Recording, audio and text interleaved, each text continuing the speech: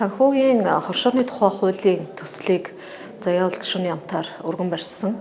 За энэ бол өнөөдөр хүчин төгөлдөр мөрдөж байгаа хадгалам зээлийн хоршооны тухай хуулийн шинжилсэн найруулга юм байна. Санхүүгийн салбарын процессыг хөнгөвчлөх, илүү их дарамт шахалтаас чөлөөлөх, ард иргэдийг энэ хүүгийн дарамтаас чөлөөлөх, энэ чөлөөлөе гэдэг улсын хурлын дарга санаачлах хүрээнд энэ санхүүгийн салбарыг ялангуяа энэ бичил санхүүгийн зах зээлийг зохицуулсан хууль эрх зүйн орчны нэг томоохон салбар бүрэлдэхүүн хууль нь бол өөрөө энэ санхүүгийн хоршооны тухай хууль буюу хадгалам зээлийн хоршооны тухай хуулийн шинжилсэн найруулга.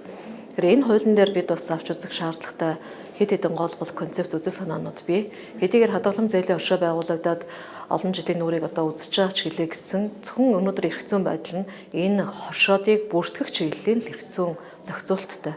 За энэ нь магадгүй энэ бүртгэлийн процесс нь өөрөө маш олон дарамт чирэгдлийг үзүүлж идэг.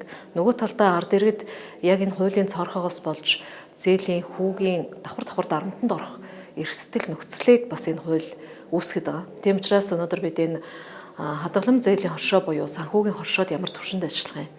Банк бус санхүүгийн байгууллага ямар түвшинд ажиллах юм? Дээр нь арилжааны банк ямар түвшинд ажиллах юм?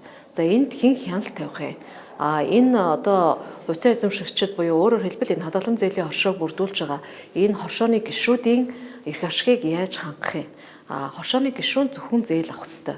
Хадгаламж эзэмших ёстой.